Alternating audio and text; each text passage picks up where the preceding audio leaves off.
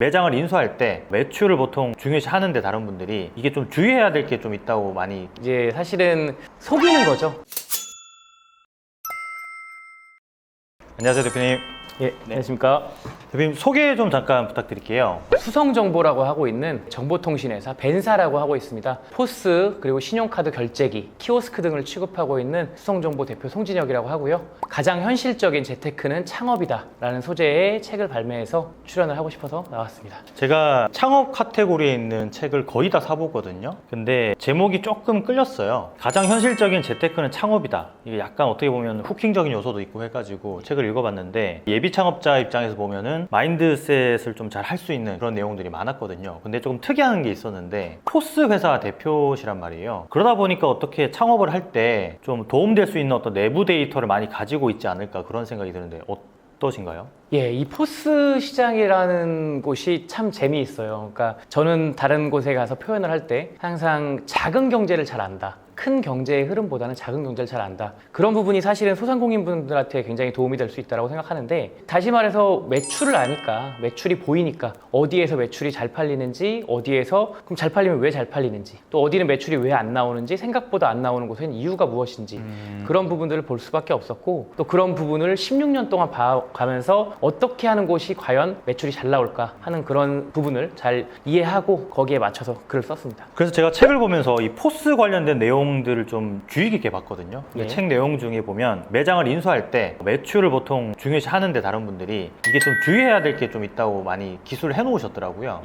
이제 나쁜 사례인데 네. 이제 사실은 속이는 거죠. 매출액을 속이는데 매출액 속이는 것도 보통 단계별로 하수, 중수, 고수. 제일 하수는 사실은 첫 번째로 포스를 찍고 나면 오늘 매출이 예를 들어서 70만 원이다. 그럼 70만 원이라고 해야 되는데 30만 원 정도 부풀려서 100만 원을 잡는데 이 30만 원을 그냥 현금으로 잡아서 마구잡이로 그냥 똑같은 메뉴를 넣어가지고 찍는 경우가 있어요. 실질적으로 포스 프로그램 안에 들어가서 어떻게든지 판매 추이와 그리고 카드와 현금 데이터를 보게 되면 어느 정도 알 수 있습니다. 그러면 하수의 사례를 말씀해 주셨는데 예. 중수랑 고수가 또 그렇게 매출을 좀 높이는 그런 뭐 트릭이 있을까요? 카드로 찍으세요. 가상의 매출을. 본인 카드가 결제는 안 되잖아요. 카드를 임의 등록이라는 걸 통해서 넣는 것들이 있습니다. 100만 원이라고 하면 아까 목표 매출이, 근데 오늘 매출이 70만 원이다. 그렇게 되면은 남은 30만 원을 한 27만 원, 25만 원을 카드로 넣고 남은 3만 원 정도를 이제 현금으로 넣어서 비율을 좀 맞춘다든지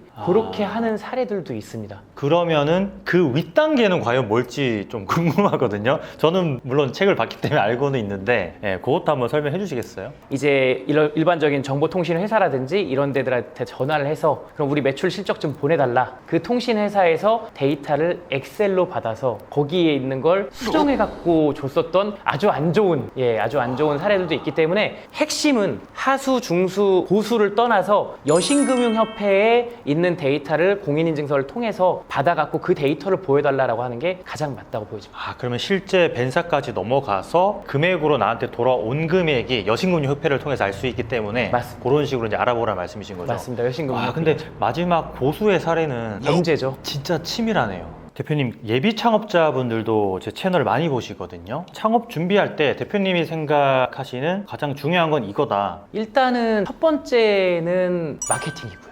그 마케팅이라는 게 마케팅이라는 그런 단어나 사전적 의미가 아니라 홍보해야지 알잖아요. 이등병 때나 이제 병장 때 딱 휴가를 나가면 버스 터미널에 딱 와보면 수십 명 있는 군인 중에 한 명이지 나는 절대 멋있지 않거든요. 그렇죠. 내 가게는 나는 멋있고 나는 맛있고 나는 좋지만 일반 가게랑 다 똑같다는 거죠. 아구찜, 곱창집, 삼겹살집, 해물집 이런 곳 중에 그냥 하나일 뿐이지 내가 아무리 꽃단장을 한다고 알 수가 없거든요. 사실은 알 수 있게끔 해야 되는 나의 홍보 수단은 처음 하기 전부터 그리고 진행하면서 계속 강조해야 된다. 뭐 그렇게 생각을 하고 있고요. 두 번째는 그럼 뭘까요? 두 번째는 시스템입니다. 나 자신에게 관대하지 않은 시스템. 첫 번째는 여기에 필요한 매뉴얼을 만드는 겁니다. 매뉴얼을 만들고 이 매뉴얼을 잘 이행하고 있는지 컨디션을 체크해서 점검을 하고 그리고 그거에 대한 모니터링을 해서 이게 계속 두세 바퀴만 돌아가게 되면 제가 볼 때는 이 시스템에 대해서 완벽하게 할 것 같습니다. 단 여기서 체크하거나 그렇게 할 때 본인 직원이나 본인이 하면 안 돼요.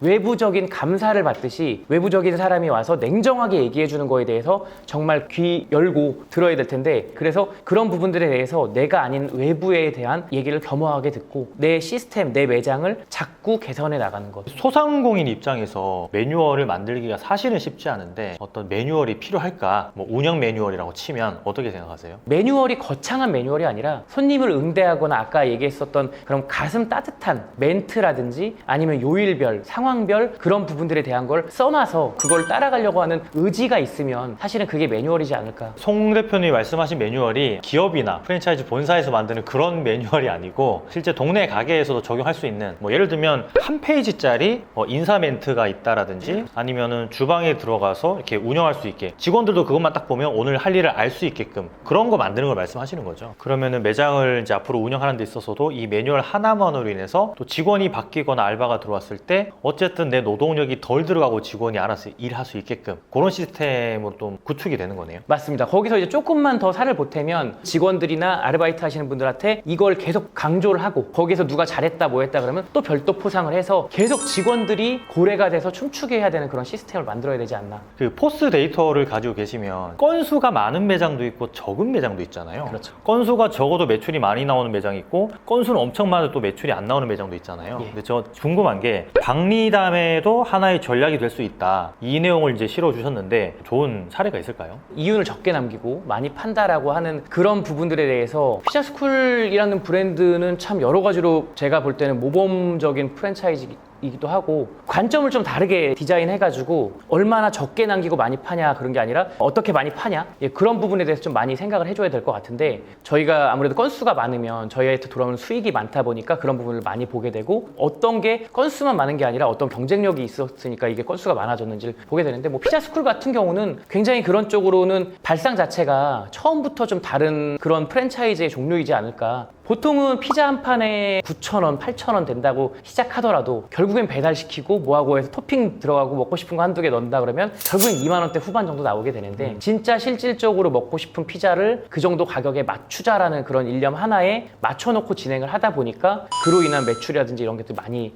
올라왔었던 거, 그런 부분들을 좀 생각을 해보고 있고요. 마진도 있지만 일단은 여기가 핫플레이스로 발돋움하고 이 지역에서 여기가 맛있다라고 발돋움하기 위해서 일정한 마케팅 비용 투자하는 걸 저렴한 가격으로 먼저 승부를 보기 시작해서 그런 사례들이 좀 많았던 것 같습니다. 대표님께서 요식업만 매출 데이터를 보시는 건 아니잖아요. 그렇죠. 뭐 요식업 말고도 다른 서브 비즈니스 같은 거 이런 것들도 좀 말씀을 해주셨는데 어떤 게 있을지, 자영업자분들이 식당을 하나 운영하면 뭐 무인 매장을 또 하나 운영을 할 수도 있는 거고, 또 그런 걸로 혹시 월 300만 원이나 이렇게 하고 계신 분들도 있으실까 좀 궁금하거든요. 온라인이건 어떤 거건 사실은 N잡에 대해서 굉장히 예찬을 하고 있는 편입니다. 근데 N잡에 대해서 저는 이렇게 표현을 다른 데 가서 강의를 할 때 많이 하는데, N의 N잡을 해라. 사실은 처음에는 너무 적은 수익을 얻는다 하더라도 네. 그 수익을 계속 지속적으로 지켜나가면서 그쪽에 대한 활로를 조금 더 모색해서 확장된 수익을 좀 가져가 버릇해라. 되도록이면 오프라인 창업자들이나 아니면 직장을 다니시면서 하시는 분들도 웬만하면 본인이 좋아하는 곳, 몸담고 있는 동호회, 아니면 본인이 취미 생활을 같이 하고 있는 사람들이라든지 이런 부분에서 자기가 제일 좋아하는 쪽에서 수익을 뭘 얻을지 그걸 궁리해봐라라는 얘기를 많이 하고 있습니다. 아, 그렇구나. 그 대표님이 좀 여러 가지 일들을 하시잖아요. 일단 첫 번째로 수성정보 벤사 대표, 크리에이티브 PFS 대표, 그리고 상상력 집단 출판사 대표직도 같이 겸하시고 계시고, 여기는 안 나와 있지만 세무사 사무실도 운영을 하신다고 제가 들었는데, 이렇게 많은 일들을 하시게 되면 직원들이 어떻게 보면 스스로 일하게끔 만드셔야만 가능하지 않을까 싶거든요. 근데 오프라인의 이제 자영업자분들이 이 스스로 돌아가게끔 하는 게 참 쉽지 않단 말이에요. 그렇죠. 대표님이 거의 뭐 20년 가까이 사업을 하시면서 어떻게 이런 시스템을 좀 구축하셨고 자영업자분들한테 도움이 될 수 있는 이야기가 있다면 어떤 게 있을까요? 쉽게 얘기해서 내가 많이 먹으려고 그러면 안 되는 것 같아요. 아, 예. 정보는 갈수록 더 공유가 많이 되고 있고 SNS부터 여러 가지가 활로가 넓어지고, 나 아니어도 조금만 다른 데 있으면 대기업이 치고 들어올 거고, 내가 좋은 걸 만들고 내가 성공시키더라도 나 아닌 다른 사람들은 호시탐탐 노리고 있는데 그 진정성만 가지고 나를 따라와라 하기는 어려운 것 같아요. 하나의 사례나 어떤 소구점이 있다면 말씀해 주시면 좋을 것 같아요. 역할에 대해서 저는 많이 강조를 합니다. 내가 갖고 있는 내 직업에 대한 시스템을 확실하게 정말 잘 만들어 놓고 그 안에서 이걸 관리할 수 있는 사람한테 최대한의 창의적인 역할을 좀 많이 기대한다. 이걸로 하여금 실질적인 운영자가 되게끔 해야 된다라는 그런 생각을 갖고 있고 수시로 관심 갖고 체크해야 된다 하는 그런 생각을 좀 갖고 있어요. 그러면 대표님도 어떻게 보면 오프라인 매장이란 말이에요. 지금 하고 예. 계신 사업들이 최근 이제 직원 채용이나 파트타임 채용 이런 게 되게 힘들잖아요. 어떤 식으로 채용을 하고 있는지 그것도 좀 여쭤봐도 될까요? 그런데 저도 지금 힘들어서 예, 뭐 답이 없습니다. 솔직히 네. 제가 생각할 때는 그냥 좋은 사람이 걸리면 잘 해주는 사람한테 더 잘 해줘야 된다. 함께 같이 가야 된다라는 이미지를 계속 심어줘야 된다 하는 그런 생각이 들고 있어요. 이건 개인적으로 제가 궁금한 건데 예. 대표님 친동생이 만약에 있어요. 친동생이 이제 직장 도저히 못 다니겠다. 나 이제 창업할 거야. 라고 했을 때 형의 입장에서 어떤 식으로 솔루션을 주실 건지. 꿀밤을 한 대 딱 때려. 왜 꿀밤을 때리시나요?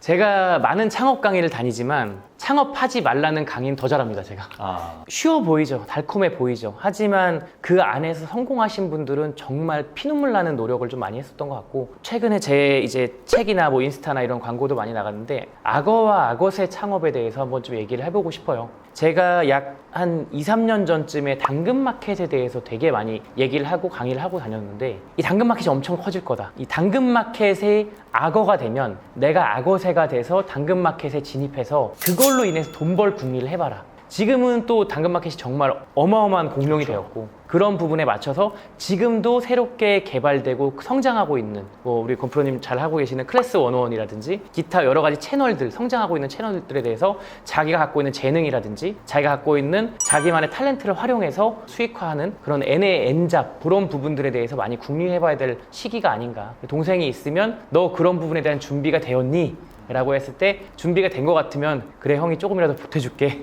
할 텐데 그렇지 않으면 꿈 깨라. 어떻게 보면 제 사례를 말씀해 주신 것 같네요. 저도 이제 대표님 말씀하셨던 악어와 악어새 관련된 어떤 창업을 한 케이스잖아요. 제가 3, 4년 전에 창업을 했으니까 그런 거 보면 참 이게 미리 선점하는 게 참 중요하구나. 그 당시에 그런 생각을 갖고 창업하셨다는 거에 대해서 정말 높은 점수와 박수를 드리고 싶은 거고 그런 부분들에 대한 결실은 바로 나타나진 않지만 끊임없이 노력하게 되면 그 틈은 반드시 보일 수밖에 없으니까 창업하려고 하시는 분들이 너무 거창하게 생각하거나 너무 어렵게 너무 많은 비용을 투자해서가 아니라 진입장벽은 낮은데 내가 그 진입장벽을 올라가질 못했구나라는 생각부터 한번 해봤으면 좋겠어요. 너무 좋은 말씀이다 이거는. 저도 욕을 좀 많이 먹긴 했는데 이런 이야기를 하다가 돈이 없이도 창업할 수 있다. 당장에 나가서 슬리퍼라도 팔아보면 안다. 백반 창업을 해보면 얼마나 음식점이 힘든지 안다. 그러면 다른 건 다 할 수 있다. 이런 이야기를 했다가 좀 문매를 많이 맞았었는데 사실 같은 맥락이거든요. 대표님 그렇죠. 말씀하시는 것처럼. 아주 좋은 이야기 해주셔서 감사합니다. 한 번쯤은 꽉 잡히니까 재밌으니까 또 뽑는 거죠. 사람의 심리를 이용한 그렇죠. 기계 시스템이네요. 무인 창업이 저렴하게 들어가서 한다, 소자본 창업이다. 전 이거 절대 동의할 수 없고요.